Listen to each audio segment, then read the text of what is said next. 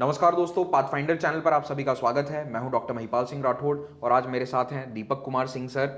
तो thank you sir. Sir और मैं दोनों ही हिस्ट्री के टीचर्स हैं। हमें हिस्ट्री में बहुत ज़्यादा इंटरेस्ट है। तो अब जब हम मिले दिल्ली में, इस वक्त हम हैं, we are meeting for the first time in person.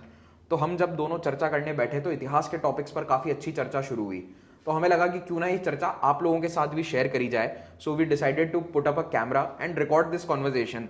तो जो चर्चाएं सर हम कर रहे थे उसी को आज हम छात्रों के साथ भी साझा करते हैं। कारण क्योंकि हिस्ट्री के जो टॉपिक्स हम डिस्कस कर रहे थे वो कहीं ना कहीं करंट अफेयर्स से, करंट इश्यूज से बहुत ज़्यादा रिलेटेड हैं। बिल्कुल अब सर। देखिए, जो टॉपिक्स पे हम चर्चा कर रहे थे उनके बारे में अक्सर सवाल भी पूछे जाते हैं, यूपीएससी के सिलेबस का भी वो पार्ट है और उनको करंट से लिंक करके काफ़ी मेंस में इंटरेस्टिंग सवाल पूछे जाते हैं या प्रीलिम्स में भी उन पर सवाल आ जाते हैं। तो ऐसे ही टॉपिक्स के बारे में आपको कुछ ऐसी नॉलेज भी होनी चाहिए जो किताबों से परे हो। किताबों में आपने बेसिक तो जान लिया है, लेकिन उसमें लेटेस्ट क्या चल रहा है या फिर जो अपडेट्स क्या है वो किताबों में इतनी जल्दी नहीं आ पाती। इसीलिए इस तरह के वीडियोस के माध्यम से ये जानकारी आपको मिल जाती है। तो सर, इन्हीं चीज़ों पे चर्चा हम फिर से अपनी कंटिन्यू करते हैं। जी। तो सबसे पहले हम चर्चा कर रहे थे फ्रांस के बारे में। हाँ, फ्रांस के बारे में रेवोल्यूशनरी बहुत सारे टॉपिक हैं जिन पे हमारी डिस्कशन होगा। तो बच्चों, जो डिस्कशन हमारा हो रहा था सर के साथ में, क्योंकि आप सभी को मालूम है कि सर हिस्ट्री आपको पढ़ा भी रहे हैं और आप पाथ फाइंडर पे हिस्ट्री के वीडियोस जो हैं आप सब देख भी रहे हैं। तो मेरा एक जनरल क्वेश्चन जब मैं सर से मिला तो मैं एक प्रश्न पूछने से खुद को रोक नहीं पाया, क्योंकि अभी मैं जस्ट न्यूज़पेपर पढ़ रहा था और अभी रिसेंट बहुत दिनों से फ्रांस को लेकर बहुत सारे इश्यूज हैं। तो मेरा मानना ये है कि जब मैं वर्ल्ड हिस्ट्री पढ़ता हूँ या जब आपको पढ़ाता हूँ तो उस समय हम बात करते हैं कि जो मॉडर्न वैल्यूज हैं वो कहाँ से आए हैं। वो आए हैं आपके फ्रांस से। फॉर एग्जाम्पल लिबर्टी, फ्रेटर्निटी और इक्वालिटी। तो जिस देश ने पूरी दुनिया को लिबर्टी, फ्रेटर्निटी, इक्वालिटी बताया, आज सर उसी कंट्री में प्रॉब्लम है कि आज वहाँ पे इतना वायलेंस हो रहा है, लोग प्रोटेस्ट कर रहे हैं लिबर्टी और ये सभी चीज़ों के बाद में भी। तो सर ये बताइए, ये इश्यूज क्यों जनरेट हो रहे हैं वहाँ फ्रांस में? सर, फ्रांस में लिबर्टी, इक्वालिटी और फ्रेटर्निटी की चर्चाएं फ्रेंच रेवोल्यूशन से हो रही है, 1790 के दशक से। और फ्रांस के लोगों ने बहुत क्रांतियां करी है। अक्सर हम सोचते हैं कि केवल एक रेवोल्यूशन हुआ है, लेकिन एक्चुअली फ्रांस में 1830 में, 1848 में, 1871 में कई बड़ी क्रांतियां हुई है और उसके बाद भी बड़े बड़े प्रोटेस्ट चलते रहे हैं। 1920-30 पूरी थ्रू आउट 20th सेंचुरी, 1968 आखिरी बार एक बड़ा प्रोटेस्ट था जिसने देश को हिला दिया था। तो वहां के लोगों के डीएनए में कहीं ना कहीं प्रोटेस्ट है और उन्हें वो लिबर्टी, इक्वालिटी बहुत समय पहले मिल गई थी, जब पूरी दुनिया या तो कॉलोनियलिज्म में गुलाम थी। जैसे हम तो भारत में तो गुलाम बने बैठे थे अंग्रेजों के, हमें लिबर्टी के बारे में उस समय नहीं जानकारी थी। उस समय फ्रांस के लोग अपनी लिबर्टी का पूरा आनंद उठा रहे थे। 1801 में, 1810 में दे हैड लिबर्टी। वेल, थोड़ा नेपोलियन के समय शायद नहीं रही होगी। तो कहीं ना कहीं उनके चरित्र में, फ्रांस के नेचुरल कैरेक्टर में या नेशनल कैरेक्टर में आ चुका है कि हमें तो भैया प्रोटेस्ट करना है। और लिबर्टी सर, उन्हें मेरे पर्सनल ओपिनियन में कुछ ज्यादा ही लिबर्टी मिल गई है। तो जैसा अपने यहाँ पर एक कहावत है, अति सर्वत्र वर्जते। जहां पर किसी चीज का एक्सेस हो जाता है, ज्यादा हो जाता है, तो वो थोड़ा नुकसान ही देता है। तो ऐसा ही कंडीशन मुझे लगता है थोड़ा फ्रांस में हो गया है कि वहां के सरकार ने या वहां के एडमिनिस्ट्रेशन ने प्रोटेस्ट करने की अनुमति जो है उसको बहुत ज़्यादा एक्सेस ले लिया है। अब अगर आप उसको दूसरे नज़रिए से देखें कि लिबर्टी, प्रोटेस्ट, ये सब अच्छी चीज़ है, एक हेल्दी डेमोक्रेसी में होना चाहिए। और कई लोग फ्रांस को आदर्श मानते हैं इस बात में कि फ्रांस के लोग प्रोटेस्ट करते हैं और उनको उनकी राइट्स प्रोटेस्ट करके ही मिली है, चाहे वो वर्कर्स राइट हो या वुमेन्स की राइट हो, इक्वल पे है, ये सब वहाँ पर प्रोटेस्ट करके हासिल हुआ है। तो एक तरह से वो ठीक है। लेकिन जो अभी पिछले कुछ सालों से हो रहा है, खास करके 1968 के बाद से, तो फ्रांस में प्रोटेस्ट के साथ हिंसा होने लग गई है। वो मुझे लगता है इसीलिए होती है क्योंकि सरकार उन पर क्रैकडाउन नहीं करती है। Hello everyone. तो डिस्कशन के बीच में मैं आपसे बताना चाहूँगा कि अगर आप यूपीएससी की तैयारी कर रहे हैं तो आप हिंदी या इंग्लिश मीडियम से हैं तो हम आपके लिए लेकर आ रहे हैं बोर्ड और उड़ान बैच। जी हाँ, इस बैच में हम 900 घंटों से ज़्यादा की क्लास कवर कर रहे हैं। इसमें आपका पूरा का पूरा सिलेबस जो है वो कवर हो जाएगा। साथ में टॉपर्स की मेंटरशिप भी अवेलेबल होगी और इंडिया का मोस्ट अफोर्डेबल बैच है जो 9,999 में अवेलेबल है। जी हाँ, साथ में अगर आप एनसीईआरटी कोर्स भी चाहते हैं तो वो भी हमारे पास में अवेलेबल है और एनसीईआरटी के साथ में एनसीईआरटी और जीएस का कॉम्प्रिहेंसिव बैच भी स्टार्ट हो रहा है और उसे भी आप ज्वाइन कर सकते हैं। तो जुड़े हमारे साथ और करें अपनी यूपीएससी की तैयारी। Thank you. अच्छा, ये सच है सर कि आपके अधिकार तो होने चाहिए, लेकिन इतिहास ने हमें ये सिखाया है कि अगर किसी भी चीज़ का एक्सेस होता है तो उसका एक नकारात्मक प्रभाव तो पड़ता है। फॉर एग्जाम्पल अगर मैं लूँ एक्सेस लाइक नेशनलिज्म, तो अगर नेशनलिज्म जो है जब तक ये एक बैलेंस में होता है सब सही है, बट ये जब एक्सट्रीम पहुंचता है तो हमने वर्ल्ड वॉर भी देखा हुआ है। फॉर एग्जांपल हमने जर्मनी का, क्योंकि जर्मनी के वर्ल्ड वॉर के कितने भी कारण हो, लेकिन सबसे बड़ा कारण तो वहां के लोगों के अंदर जो एक्सट्रीम नेशनलिज्म था वो भी कहीं ना कहीं एक कारण तो बनता है। तो फ्रांस में सर ये है। और एक चीज और सर इसमें मैं और बच्चों के साथ में, या मैं चाहता हूं कि आप थोड़ा सा इसमें गाइड करें बच्चों को, कि एक हमने क्वेश्चन यूपीएससी में जनरली देखा है नेपोलियन पे, कि Napoleon was the son of revolution but change the revolution. तो ये पॉइंट भी कहीं ना कहीं आता है कि जिन्होंने क्रांति के द्वारा जो आए, उन्होंने आकर और अपने आप को जब स्टैब्लिश किया तो उन्होंने ही क्रांति की दिशा को ही मोड़ दिया। तो कहीं ना कहीं वो आज की लिबर्टी और ये जो आज का जो प्रोटेस्ट है, इससे हम इसको भी जोड़ के देख सकते हैं। सर ये कहानी नेपोलियन ही नहीं बल्कि दुनिया के कई देशों में हुई है कि जो व्यक्ति क्रांति लेकर आया, मान लो किसी, जैसे अफ्रीका के अंदर ऐसे बहुत सारे एग्जांपल्स हैं पिछले 50 सालों में, कि कोई आर्मी जनरल होगा, वो कहेगा कि देश में सरकार तानाशाह है, मैं क्रांति लाऊंगा, वो सरकार का तख्ता पलट कर देगा और वो खुद तानाशाह बन जाएगा। नेपोलियन ने भी काइंड ऑफ वैसा ही किया कि फ्रेंच रेवोल्यूशन का उसने एक तरह से फायदा उठाया, खुद पावर अपने हाथ में ले लिया और उसके बाद वो बन जाता है राजा। तो 10 साल पहले जिस राजा को उन्होंने हटाया था, अब यहाँ पर नेपोलियन अपनी ताजपोशी करवा देता है। तो ये चीज तो दुनिया में बहुत कॉमन रही है कि जिन लोगों ने रेवोल्यूशन के माध्यम से सत्ता हासिल करी, वो खुद बाद में तानाशाह जैसे बन जाते हैं। एक और एग्जांपल है चाइना। चाइना में कम्युनिस्ट पार्टी ने भी सेम यही काम किया है। और इनफैक्ट भारत में भी कई नेता जो स्टूडेंट पॉलिटिक्स या क्रांतिकारी नेता जो 70 और 80 के दशक में उभरे थे, उन पर भी आरोप लगते गए कि बाय द टाइम वो मंत्री बने, केंद्र सरकारों में पावर में आए, तब तक वो उनके चरित्र से भी जो लिबर्टी, इक्वालिटी और प्रोटेस्ट वाली चीजें हैं वो चली गई और उन्होंने भी प्रोटेस्ट पर दमन ही किया है। तो जैसे अभी के भी कई नेताओं पर आरोप लगते हैं कि वो खुद प्रोटेस्ट करते थे अपने 30 और 40 के एज पे, और अब वो प्रोटेस्ट होने नहीं देते हैं। तो ये चीज तो दुनिया में हमेशा रही है, क्योंकि सर प्रकृति बैलेंस ढूंढती है। मुझे ऐसा लगता है कि there needs to be a balance. अगर केवल प्रोटेस्ट होता रहेगा तो एनार्की आ जाएगी। और इस एनार्की को रोकने के लिए थोड़ा सा प्रेशर दूसरी तरफ से, यानी कि सरकार की तरफ से हमेशा रहेगा, और वो रहता आया है। तो अगर बहुत ज्यादा प्रोटेस्ट हो जाएंगे तो कंप्लीट एनार्की, लेकिन अगर बहुत ज्यादा दमन हो जाएगा तो फिर एक वैसी यूटोपियन व्यवस्था आ जाएगी जो 1984 किताब में जॉर्ज ऑरवेल ने बताई थी कि बिग ब्रदर यानी कि बिग स्टेट आपकी हर गतिविधि को देख रहा है, रोक रहा है, आप कुछ खुलकर नहीं कर सकते, एवरी एक्टिविटी इज कंट्रोल्ड। तो उतना भी ज्यादा नहीं होना चाहिए और पूरी एनार्की भी नहीं होनी चाहिए। मेरे ख्याल से भारत ने उसका बैलेंस थोड़ा अच्छे से बनाया है और होपफुली बना रहे ये बैलेंस तो बढ़िया रहेगा। सर जैसे कि ये डिस्कशन जो हो रहा है ये बच्चे भी देखेंगे, तो मैं यहाँ पे क्या एक कंक्लूजन बता रहा हूँ, आप थोड़ा सा इस पे बताइएगा कि क्या हो सकता है। जहाँ तक अभी के डिस्कशन से एक कंक्लूजन निकला कि जरूरी नहीं है कि हर एक रेवोल्यूशन एक सोसाइटी पे पॉजिटिव इम्पैक्ट क्रिएट करे, जरूरी नहीं है, क्योंकि बहुत से रेवोल्यूशन हुए, जैसा कि अभी नेपोलियन डिस्कस किया गया, अफ्रीका का डिस्कशन हुआ। तो जरूरी नहीं कि हर एक रेवोल्यूशन सोसाइटी पे आगे चल के पॉजिटिव इम्पैक्ट करे, उसके बहुत सारे एंगल या बहुत सारे प्रभाव हो सकते हैं, ऐसा कह सकते हैं नॉर्मली। बिल्कुल सर, जैसे अब चाइनीज रेवोल्यूशन को देख लीजिए, तो चाइनीज रेवोल्यूशन का एक नेगेटिव इम्पैक्ट यही हुआ कि वहां पर आज भी लोगों के पास अपनी पूरी सिविल लिबर्टीज नहीं है। हालांकि पॉजिटिव इम्पैक्ट भी है कि डेवलपमेंट हो गया, लेकिन चाइना ने जिस प्रकार का दमन देखा है 1960 के दशक में कल्चरल रेवोल्यूशन के दौरान, मेरे ख्याल से पिछले 50-60 सालों में दुनिया में किसी देश में इतने दमन नहीं हुए हैं। प्रोबेबली नॉर्थ कोरिया को छोड़ दीजिए। तो उसके अलावा जो एक बड़े देश में कहीं पर प्रोटेस्ट को दबाया गया या फिर आजादी को कम किया गया, तो वो चाइना ने किया है।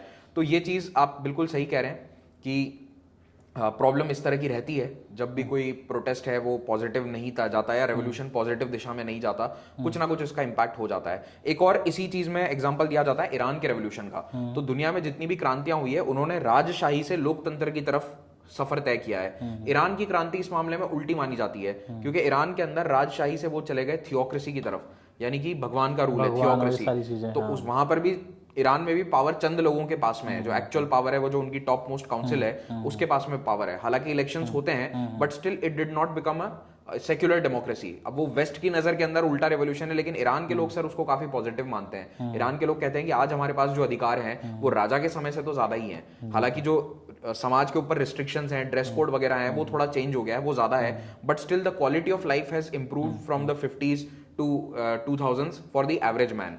तो लेकिन अब ये देखने का दृष्टिकोण है सर कि आप किस नजर से देखते हैं। अगर आप डेमोक्रेसी के दृष्टिकोण से देखेंगे तो ईरान रेवोल्यूशन नेगेटिव रहा, लेकिन अगर आप एक क्वालिटी ऑफ लाइफ के दृष्टिकोण से चाइना और ईरान को इवैल्यूएट करेंगे तो वहां के लोगों का जीवन स्तर तो बिल्कुल बढ़ा है। लोग तो बड़े खुश हैं कि हमारे पास अच्छी फैसिलिटीज हैं, चाहे हमारे पास राइट्स थोड़े कम है कंपेयर टू फ्रांस, लेकिन हम कम से कम जीवन अच्छा जी रहे हैं। तो सर यही जो आपने बात बताई, इस बात से एक और क्वेश्चन मेरे दिमाग में आता है। मैं 9 साल से पढ़ा रहा हूँ, उसके पहले मैं पढ़ रहा था।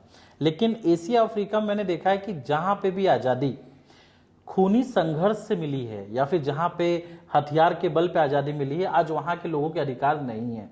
और जहाँ पे आज़ादी, फॉर एग्जांपल इंडिया, हमारा जो एक इंडिपेंडेंस है वो नेशनल मूवमेंट है, वहाँ पे ट्रांसफर ऑफ पावर एक हिसाब से देखा जा सकता है, लेकिन खूनी संघर्ष नहीं हुआ उस लेवल पे कि अगर देखा जाए आज़ादी के लिए पूरी तरीके से। वो क्विट इंडिया मूवमेंट एक फेज था जो लीडरलेस मूवमेंट था, लेकिन अगर आप देखेंगे तो पूरा एक जो फेज है उसमें हमने गांधी जी के अंतर्गत एक नॉन वायलेंस का एक जो एक लेवल बना के रखना चाहिए वो हमने रखा है, नेशनल मूवमेंट में इसको रखा है। लेकिन प्रॉब्लम सर मेरे सामने तो यही आती है कि जब मैं देखता हूं कि अगर खूनी संघर्ष होगा, हथियार के दम पे आज़ादी मिलेगी, तो ये आज़ादी कभी भी आपके राइट्स को हमेशा बनाकर नहीं रखेगी। उस देश में राइट्स के प्रॉब्लम है, फॉर एग्जाम्पल चाइना।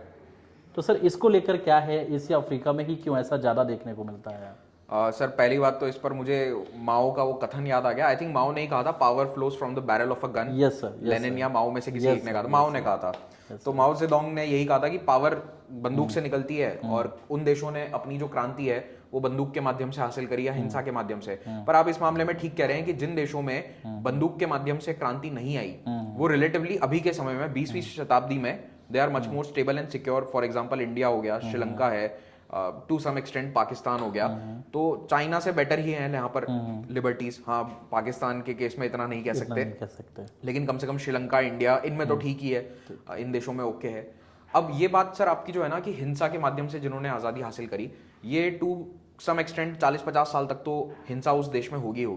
लेकिन अमेरिका इसका अपवाद है। मैं देखता हूं कि जहां अमेरिका ने लड़ाई लड़कर अपनी आज़ादी जीती, अमेरिकन वॉर ऑफ इंडिपेंडेंस लड़कर, वो देश काफी अच्छा रहा है, उसने बढ़िया तरक्की करी है। हालांकि सर वो भी 30-40 साल तक कोई बहुत अच्छा नहीं कर रहे थे। 1850 के दशक तक, यानी कि अमेरिका की आज़ादी आप मान लो 1783 से लेकर 1850 तक अमेरिका कोई ना तो महाशक्ति था ना ही कोई शक्ति था। अमेरिका की हालत बहुत खराब थी, उनको ना वर्ल्ड लेवल पर कोई पूछता था, और बहुत ही गरीब देश था अमेरिका। वो तो 1850 के बाद उन्होंने इंडस्ट्रियल रेवोल्यूशन के कारण थोड़ी तरक्की ज्यादा कर ली, और इसीलिए आज अच्छी स्टेज पे। तो सर शुरुआती 50-70 साल तो किसी भी देश के लिए मुश्किल ही रहते हैं। पर इस मामले में भारत ठीक रहा कि हमारा जो ट्रांसफर ऑफ पावर है वो मेजर खून खराबे के बिना हो गया। लेकिन सर एक बात है, मैं जानता हूं कि आप रेवोल्यूशनरी को बहुत ज्यादा मतलब मानते हैं, और हमारी इस बारे में जब चर्चा हो रही थी तो हमने डिस्कशन किया भी कि भारत में जो पूरी क्रांति है उसमें हम यही मानते हैं या फिर यही जाना जाता है कि ज्यादातर जो नेतृत्व है वो नॉन वायलेंट लीडर्स के पास में रहा, या नॉन वायलेंस को जो प्रोपेगेट करते थे, जैसे गांधी, नेहरू, बोस, टिल 1942 बोस भी नॉन वायलेंस ही कहते थे। तो इन नेताओं के अलावा लेकिन एक बहुत बड़ा वर्ग क्रांतिकारियों का भी था सर। तो जैसे मैं चाहता हूं कि आप उस पर थोड़ा चर्चा करें, जो आप पहले बता रहे थे कि क्रांतिकारियों ने भी बहुत बड़ा योगदान दिया है डेफिनेटली, तो उनका योगदान इतना ज्यादा क्यों नहीं गिना जाता है?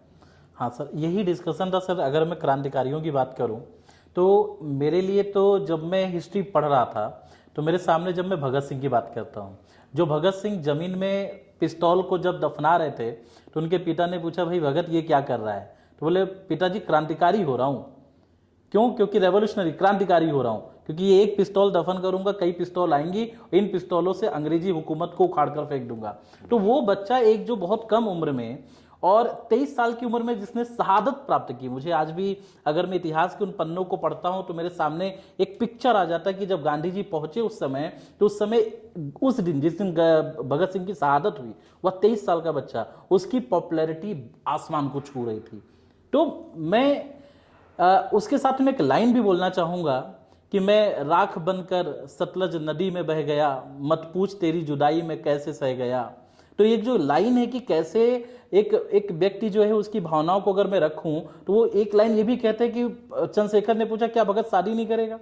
तो कहते हैं कि अगर मैं इस जन्म में शादी करूंगा तो दुल्हन जो होगी वो आज़ादी ही होगी।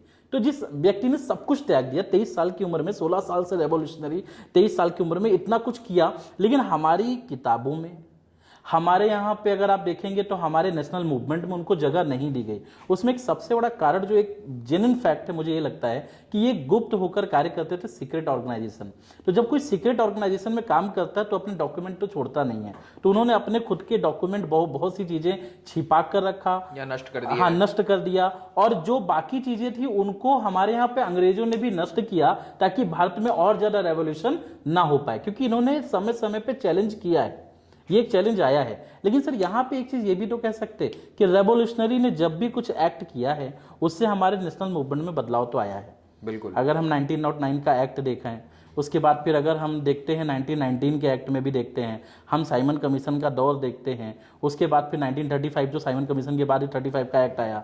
तो मैं इन सभी चीज़ों को देखता हूँ तो मुझे लगता है, मुझे ये चीज़ महसूस होती है कि रेवोल्यूशनरी का एक सकारात्मक प्रभाव रहा है, लेकिन सीक्रेट ऑर्गेनाइजेशन के कारण उनको वो जगह नहीं मिल पाई, क्योंकि उन्होंने अपने खुद जो बाकी डॉक्यूमेंट थे नष्ट किए, बाकी अंग्रेजों ने नष्ट किए, और हमारे इतिहास को भी थोड़ा सा, सर अब यहाँ पे एक फैक्ट आता है और ये क्वेश्चन मेरे मन में भी था सर, हमारे हिस्ट्री में अशोक है जिसने कलिंग पर आक्रमण किया था।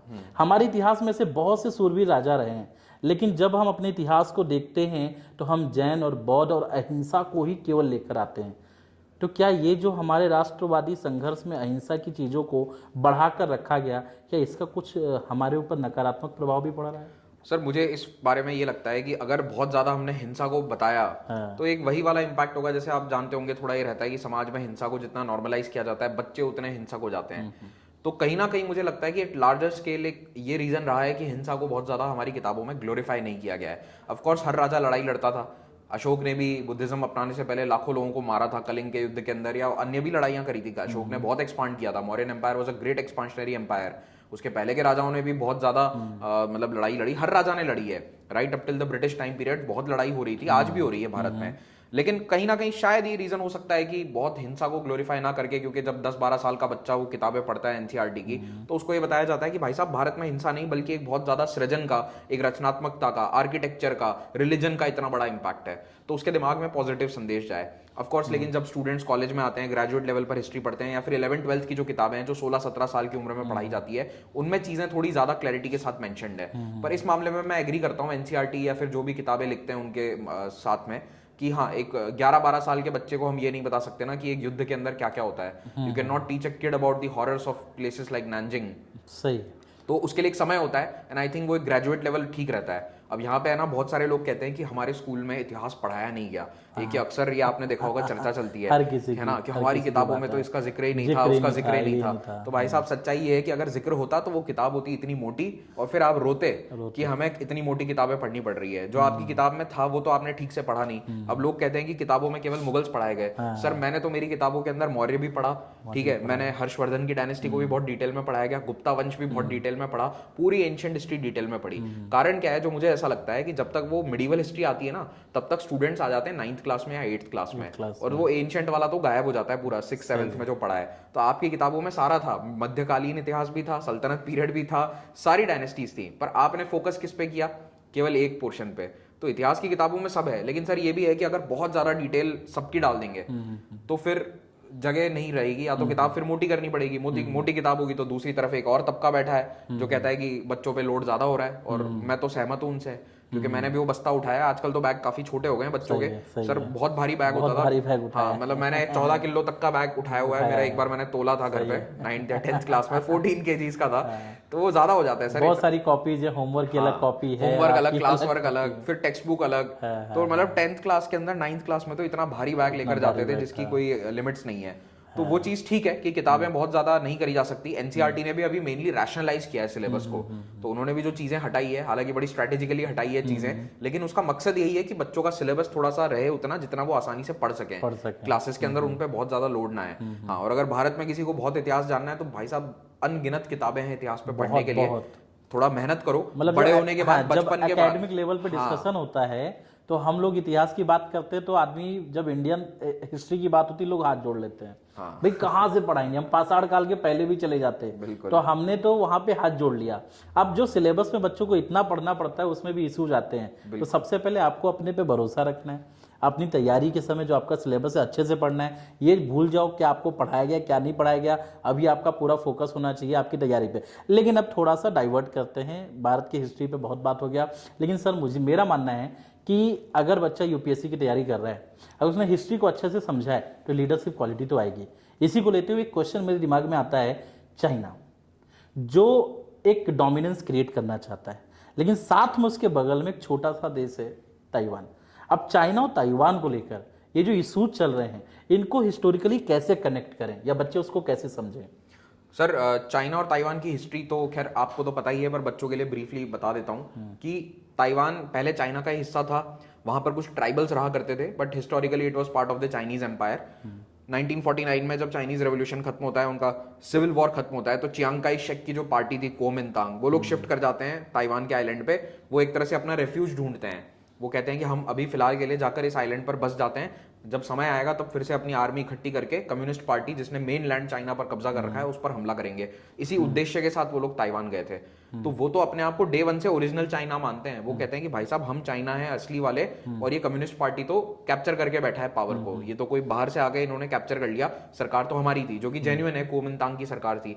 लेकिन बात यह है कि चाइनीज कम्युनिस्ट पार्टी को सर पॉपुलर सपोर्ट तो मिला था, इसीलिए उन्होंने सिविल वॉर में जीत भी हासिल करी और आज दिन तक पावर में है। लेकिन अब ताइवान की जो करंट पार्टीज हैं वो इस लक्ष्य से तो थोड़ी सी हट चुकी हैं कि अब हम कभी फिर से अटैक करेंगे चाइना पर। मेरा तो मानना है कि चाइना तो अटैक नहीं करेगा ताइवान पे, आपका मानना क्या है? सर मुझे लगता है कि चाइना ताइवान पे हमला करेगा। आप जो कह रहे हैं कि नहीं करेगा, मुझे लगता है कि करेगा। आज नहीं तो कल, अगले 10 साल में, 15-20 साल में, मतलब आपके और मेरे जीवन काल में चाइना ताइवान पे हमला करेगा। मतलब ये है कि इन फ्यूचर करेगा, अभी नहीं कर सकता इन फ्यूचर। लेकिन सर अमेरिका, सर अमेरिका के साथ ताइवान की संधियां हैं कि वो प्रोटेक्ट करने आएंगे, लेकिन सर संधि तब तक ही वैलिड होती है जब तक उसको पूरा करने की नियत हो। संधियां दुनिया में बहुत तोड़ी गई हैं, और संधियां मुझे लगता है कि अमेरिका भी तोड़ेगा। कारण क्या है कि अब अमेरिका को कुछ फायदा इतना नहीं मिल रहा है ताइवान को सपोर्ट करके। हालांकि अभी वो हवाई जहाज उड़ा देता है अपने, जब भी कुछ ताइवान के साथ दिक्कत होती है चाइना की, तो वो भी अपने एरोप्लेन उड़ाकर डोमिनेट कर देते हैं। मेरा तो मानना है कि अगर ताइवान का सपोर्ट नहीं किया तो जितने भी एलाई हैं अमेरिका के, वो तो आप अमेरिका को शक की नजर से देखेंगे। बिल्कुल देखेंगे। तो मेरा इसीलिए कहना है कि चाइना नहीं करेगा, क्योंकि एक अगले वर्ल्ड वॉर का कहीं ना कहीं बेस बन सकता है। सर बन सकता है। तो जो मुझे समझ में आता है, तो हिस्टोरिकली चाइना ने क्या करा है कि कई देशों के साथ उसने फाइनेंशियली डीलिंग्स करी है। जिस देश को कमजोर करना है उसके साथ फाइनेंशियली डीलिंग कर लो, और उस चीज में हम भी उनके टारगेट में थे। आपको पता ही है कि हमारे साथ ट्रेड बढ़ाकर वो अंडर कट करते हैं हर इंडस्ट्री को। तो उस मामले में भारत सरकार बहुत अच्छा काम कर रही है कि आत्मनिर्भर भारत के तहत हम कोशिश कर रहे हैं कि चाइना के साथ हमारा ट्रेड डेफिसिट कम हो। सर वही चीज ताइवान के साथ कभी ना कभी होगी। अब Taiwan is a economic power house, उसका व्यापार एक्सपोर्ट इतना ज्यादा है, खास करके यूएस को और वर्ल्ड मार्केट्स को बहुत एक्सपोर्ट करता है। इलेक्ट्रॉनिक आइटम बहुत सारे ताइवान के फेमस हैं, खिलौने वगैरह बहुत करता है। तो ताइवान को रोकने के लिए सर वहां के जो रॉ मटेरियल्स है उसको चाइना रोकेगा। तो एक सिंपल सा तरीका उसे करना है, it has to do an economic blockade. तो वो अगर ताइवान को चारों तरफ से घेर के एक इकोनॉमिक ब्लॉकेड उसका कर दे, तो वो 1962 जो क्यूबन मिसाइल क्राइसिस वाली सिचुएशन थी, something like that will happen. और चाइना गोली पहली चाइना नहीं चलाने वाला, ये बात मैं आपको अभी कह सकता हूं, मुझे बड़ा कॉन्फिडेंस है।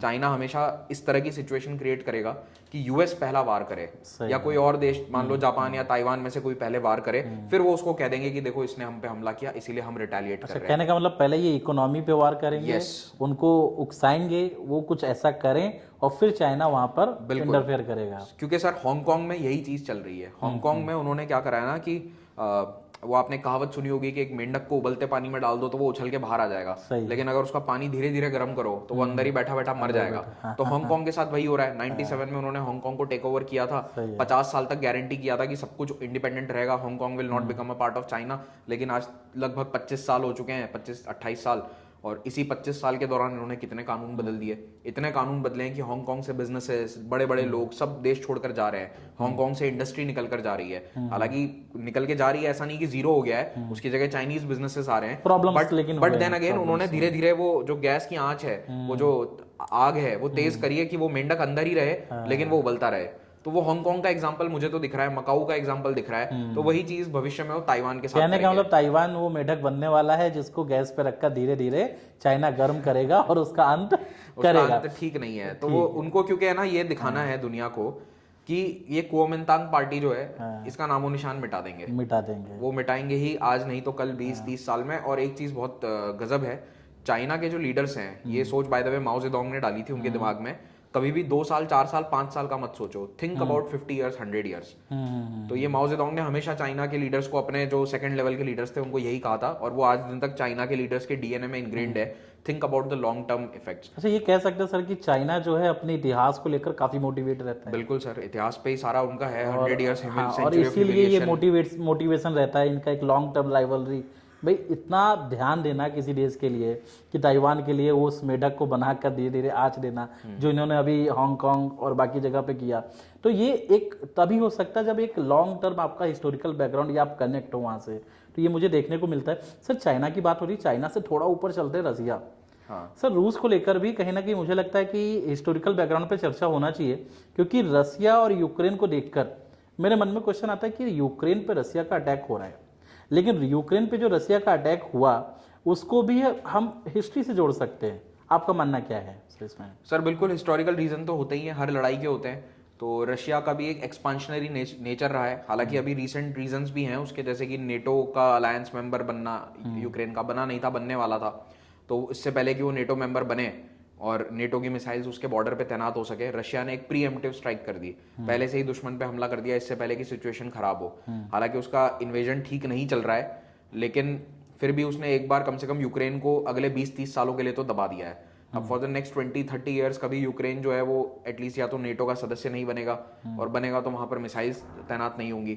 अब ये रशिया का जो एक्सपांशनरी नेचर है सर, ये कहीं ना कहीं 300-400 सालों से चल रहा है। खास करके रोमनोव डायनेस्टी जो थी उसने तो एक्सपांड किया ही किया है। तो रशियंस के डीएनए में भी एक्सपांशन है कि अपना देश बढ़ाओ। ओरिजिनली रशिया इतना बड़ा नहीं था, अगर आप मैप पे आज देखेंगे रशिया सबसे बड़ा देश है। ओरिजिनली रशिया बहुत छोटा था, it was as small as let's say Poland का जितना इलाका है मैप पे देख लेना, यूरोप के मैप पे लगभग उतना ही ओरिजिनल ज़ारिस्ट रशिया हुआ करता था। लेकिन 1600 के बाद से उन्होंने सर कंटिन्यूसली एक्सपांशन किया, 300 साल 1600 से 1900 तक एक्सपांड करते करते करते साइबेरिया, कामचातका और यहाँ व्लादिवोस्तोक तक पहुंच गए। तो वही चीज अब मुझे लगता है कि कहीं ना कहीं व्लादिमीर पुतिन कर रहे हैं। तो व्लादिमीर पुतिन को भी लगता है कि मैं भी रशिया के इतिहास के अंदर अपना नाम दर्ज करवा लूं और एक ऐतिहासिक लीडर के तौर पे मेरा नाम रहेगा अगर मैं एक्सपांड कर जाता हूं। तो ये टेरिटरी इस प्रेसिडेंट ने जोड़ दी थी। तो जैसे क्राइमिया तो जोड़ ही दिया है, तो कहीं ना कहीं इतिहास में जुड़ जाएगा कि पुतिन ने एक नया एरिया जोड़ा रशिया में। वरना पुराने लीडर्स के ऊपर तो ये आरोप लगते हैं कि आपने तो विघटन करवा दिया। 91 वाले लीडर्स बोरिस येल्त्सिन वगैरह को तो लोग आज कहते हैं कि इन्होंने तो विघटन करा दिया हमारे देश का। तो वो एक्सपांशनरी नेचर है रशिया का, वो यहाँ पे शो होता है। और वो यूक्रेन को कहीं ना कहीं वहां पर अपना पार्ट मानता है। तो जैसे उनका जो अखंड रशिया था, वो उनके अखंड रशिया के अंदर यूक्रेन शामिल होता है। हालांकि थोड़े डिफरेंसेस हैं, बहुत ज़्यादा सिमिलैरिटीज, मतलब 100% चीज़ें सिमिलर नहीं है, पर डेफिनेटली सर ये है। एक इसी बारे में आप कुछ वाइकिंग्स के बारे में मुझे बता रहे थे, जो मेरे लिए भी एक नई जानकारी थी सर, वो प्लीज शेयर करें बच्चों के साथ। मेरा तो मानना ये है कि जब मैं हिस्ट्री को सर्च कर रहा था, जब यूक्रेन का इशू हुआ, तब मैंने देखा कि वाइकिंग्स जो है नॉर्थ से मूव करके आए और कुछ समय के लिए वो स्टे करते हैं आपके यूक्रेन में भी। तो एक मेरा मानना ये है कि यूक्रेन के लोग जो आज फाइट कर पा रहे हैं, क्योंकि जितना अभी तक डिस्कशन हुआ है, फॉर एग्जांपल अगर मैं बताऊं, फ्रांस हमने डिस्कस किया, हमने इंडियन हिस्ट्री को डिस्कस किया जो एक इंडिपेंडेंस के बाद में एक बैलेंस क्रिएट हुआ, हमने चाइना डिस्कस किया, हमने हमारे डिस्कशन में इंटर किया रसिया को। हमने देखा सभी अपने इतिहास से जुड़े हुए हैं और सबको अपना मोटिवेशन कहीं ना कहीं अपने पास्ट से मिल रहा है। सेम मोटिवेशन जो है वो मुझे देखने को मिलता है यूक्रेन में। यूक्रेन अगर फाइट कर पा रहा है ना, तो कहीं ना कहीं उसके अंदर वो फाइटिंग जो एक कहते हैं ना कि एक उसका जो पास्ट रहा है, वहां से उसको ये एक मोटिवेशन मिल रहा है। और खासकर वाइकिंग्स को लेकर ये जो थ्योरी है, ये कहीं ना कहीं बहुत ज़्यादा कनेक्टेड, क्योंकि एक योद्धा हैं, क्योंकि रसिया जैसे देश के सामने इतने लंबे समय तक टिक पाना, अब उसको लेकर बहुत सारी चीज़ें हैं कि कोई सपोर्ट कर रहा है क्या है। लेकिन मेरा मानना तो यही है कि अगर मैं भारत के राष्ट्रवाद की बात करूं, लोग बोलते हैं मैंने दिया मैंने दिया। मैं कह रहा हूं अगर मैं भूखा मैं खाना नहीं चाहता तो मुझे कोई ज़बरदस्ती खाना नहीं खिलाएगा। तो जब तक आपके अंदर से प्रेरणा नहीं आएगी, मोटिवेशन नहीं आएगा, तब तक कोई कितना भी सपोर्ट कर दे आप स्टैंड नहीं कर पाओगे। तो एक योद्धा वाला जो टर्म है देखने को मिलता है। अब आगे देखेंगे क्या होता है, लेकिन आज का डिस्कशन सर बहुत अच्छा रहा और आप कुछ बच्चों को बताना चाहेंगे। मेरा तो मानना यही है कि कुछ भी चेंज हो रहा है ना, तो आपके पास्ट से तो है, आप पास्ट को मिस नहीं कर सकते, जो भी आपके फ्यूचर में होगा। तो इस चीज़ को हम लोगों ने आज के डिस्कशन में कहीं ना कहीं देखा है, प्रूव किया है। और भी सर कुछ लास्ट वर्ड बच्चों के लिए? तो सर हिस्ट्री के जो टॉपिक्स जैसा आपने बताया कि वो करंट अफेयर्स, न्यूज़ सभी से रिलेटेड है। अगर आपने एक बार दुनिया का और भारत का इतिहास अच्छे से पढ़ लिया, तो आप कोई भी मॉडर्न डे टॉपिक को कोरिलेट कर सकते हैं, न्यूज़ के साथ कोरिलेट कर सकते हैं, पॉलिटी के साथ कर सकते हैं, ज्योग्राफी और हिस्ट्री, ये दोनों को पढ़ने के बाद तो इनको अपना बेसिस बनाओ, इनको अपनी मजबूत नींव बनाओ। हिस्ट्री, ज्योग्राफी जैसे सब्जेक्ट्स जो हैं, ये आपकी पूरी तैयारी के या प्रिपरेशन के नींव बनने चाहिए, नींव के पत्थर। और अगर ये मजबूत कर लिए तो सब कुछ आपको समझ में आ जाएगा, यूपीएससी अच्छे से दे दोगे। और हाँ, एग्जाम मेंस का जो होता है उसमें आपको इस तरह के कुछ नए पॉइंट्स भी लिखने होते हैं, एनालिटिकल पॉइंट्स भी लिखने होते हैं, तो उन पर भी थोड़ा ध्यान दीजिए। अगर आप चाहते हो कि इस तरह की चर्चा हम और करें तो नीचे कमेंट करके बताना। कि ऐसी चर्चा अगर और चाहते हैं तो फिर सर हम फिर से नेक्स्ट टाइम जब करंट मिलेंगे इश्यूज पे हम लोग डिस्कस करेंगे, बिल्कुल इसको कनेक्ट करेंगे हिस्ट्री के साथ में, क्योंकि अभी भी सर बहुत सारे टॉपिक्स बच गए जो हमने डिस्कस नहीं किए हैं, so will definitely like to discuss them with you guys. दोस्तों अगर आप यूपीएससी एग्जाम की तैयारी करना चाहते हैं तो अगले 3 मिनट आपके लिए बहुत ही जरूरी हैं और शायद आपका जीवन बदल के रख देंगे। पाथफाइंडर की टीम ने देश का सबसे अफोर्डेबल यूपीएससी कोर्स लॉन्च किया था और इस बैच को हमने नाम दिया है उड़ान। अब 2024 के लिए हमारा आखिरी उड़ान बैच दैट इज उड़ान एक्स लॉन्च हो रहा है 1 सितंबर से, यानी 1 तारीख से क्लासेस स्टार्ट हो रही हैं और इस बैच में एनरोल करने की आखिरी तारीख है 31 अगस्त। तो दोस्तों ये बैच की खासियत क्या है? पहली बात, यहां पर आपको 900+ आवर्स की लाइव क्लासेस मिलती हैं। जो टीचर्स आपको पाथफाइंडर चैनल पर पढ़ा रहे हैं वही टीचर्स आपको लाइव में भी पढ़ाते हैं। यहां पर आपको टेस्ट सीरीज मिलेगी, प्रीलिम्स की, मेंस की, टॉपर्स के द्वारा गाइडेंस मिलेगी। इसके अलावा पूरा सिलेबस का कॉम्प्रिहेंसिव कवरेज है और आंसर राइटिंग की भी प्रैक्टिस करवाई जाती है। अब अमूमन ये सब कुछ आपको 1.5 से 2 लाख रुपए में अवेलेबल होता है, लेकिन यहां पर हम आपको 8,420 रुपीज में ये सारी सुविधाएं अवेलेबल करवा रहे हैं। देश में इससे सस्ता यूपीएससी और इससे बेस्ट क्वालिटी का यूपीएससी कोर्स कोई नहीं दे सकता। अब इस कोर्स के बारे में आपको और भी कुछ डिटेल जाननी है तो आप इस फोन नंबर पे कॉल कर सकते हैं 9595008800।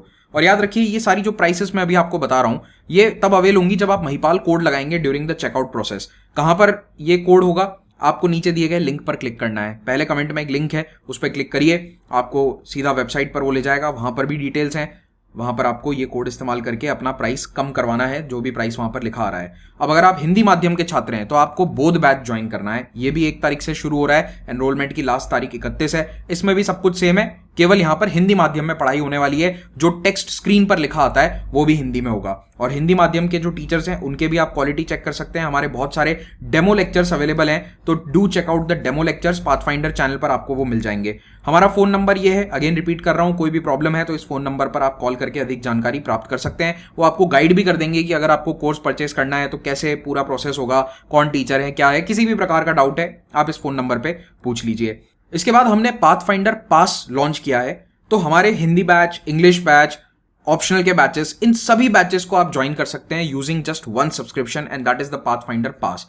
इसकी इनॉग्रल प्राइस हमने रखी है 20,000 रुपीज और ये प्राइस भी आप महिपाल कोड इस्तेमाल करने पर अवेल कर सकते हैं। याद रखिए कि ये पास अगले 2 साल के लिए वैलिड होगा और अगले 2 साल तक जो भी पाथफाइंडर टीम के द्वारा कोर्स लॉन्च किया जाएगा वो आपके लिए फ्री है। भविष्य में जो भी क्रैश कोर्स आता है, कोई रिवीजन कोर्स, रिवीजन बैच आता है, वो सभी आपके लिए फ्री रहने वाले हैं, आप उनमें भी एनरोल कर पाएंगे। तो दोस्तों अगर आप ऑप्शनल और जीएस दोनों के कोर्सेज को अवेल करना चाह रहे थे, यानी कि 8,400 का ऑप्शनल कोर्स और 8,400 का जीएस कोर्स आप लेना चाह रहे थे, तो बेहतर ये रहेगा कि आप दोनों की जगह सीधा पाथफाइंडर पास ले लीजिए। तो उससे आप ये ऑप्शनल के बैचेस भी अटेंड कर पाएंगे। तो जैसे पीएसआईआर, ज्योग्राफी, हिस्ट्री, एंथ्रोपोलॉजी के हमारे ऑप्शनल कोर्सेज हैं, you will be able to join them as well and साथ साथ में जो भी अन्य कोर्सेज हैं वो भी आपके लिए अवेलेबल रहेंगे। तो ये पाथफाइंडर पास के बहुत सारे बेनिफिट हैं और याद रखिए इसकी प्राइस 31 अगस्त से बढ़ने वाली है। ये 20,000 का नहीं रहेगा। अभी केवल आप महिपाल कोड यूज करेंगे तो आपको ये प्राइस मिल जाएगा टिल 31 अगस्त। दोस्तों ये हमारी टीम है जो आपको पढ़ाने वाली है। इन सभी के लेक्चर्स हमारे चैनल पर उपलब्ध हैं, डेमो लेक्चर्स भी उपलब्ध हैं कोर्स के, वो भी आप जरूर देखिए। फाइनली एक बहुत बड़ा अपडेट है, 25 अगस्त से 31 अगस्त तक आपको पाथफाइंडर पर कोई भी लेक्चर देखने को नहीं मिलेगा। जी हाँ, ऐसा नहीं है कि हम यूट्यूब छोड़ के जा रहे हैं, लेकिन इस 1 हफ्ते के लिए स्पेशल लर्निंग वीक में हमारी सभी classes free of cost Unacademy app पर आपको अवेलेबल रहेंगी। वो सभी क्लासेस लाइव होंगी, तो जो लोग हमसे पहले से जुड़े हुए हैं उन्हें पता होगा कि एक स्पेशल क्लास होती है which is free for everyone. उसके लिए कोई चार्ज नहीं होता है, सभी छात्र अनअकैडमी पर उस क्लास को देख सकते हैं और उस स्पेशल क्लास के माध्यम से हम जो यहाँ यूट्यूब पे पढ़ाते थे वही चीज आपको वहां पर पढ़ाने वाले हैं। ऑलरेडी हमारा शेड्यूल आपको दिख रहा होगा, आप हमारे कम्युनिटी पोस्ट के माध्यम से शेड्यूल देखते रहिए, कौन सी क्लास कब होगी। टेलीग्राम चैनल्स पर जुड़िए, वहां पर भी आपको पता चल जाएगा कि हमारी कौन सी क्लासेस कब होने वाली हैं और इसमें काफी अच्छे previous year questions, DPP discussions, MCQ series हम कंडक्ट करने वाले हैं। तो इस स्पेशल लर्निंग वीक का फायदा उठाइए। ये एक अलग तरह का लर्निंग है और ये आपके लिए जरूरी है, क्योंकि अभी तक क्या है ना कि आप लोग YouTube पे T20 खेलते आ रहे हैं लेकिन आपने टेस्ट मैच नहीं खेला है। तो ये टेस्ट मैच खेलने की आदत आपको पड़ेगी स्पेशल क्लासेस में। और याद रखिए कि यूपीएससी का एग्जाम एक टेस्ट मैच ही है, it is a marathon, it is not a sprint. हालांकि हम आपको यूट्यूब पर यहाँ पर स्प्रिंट भी दिखाते हैं, दौड़ना सिखा देते हैं, लेकिन जो लॉन्ग टर्म की प्रिपरेशन है वो आपकी इस ऐप के माध्यम से हो जाएगी। So do join us for the special classes as well. Thank you so much for tuning in.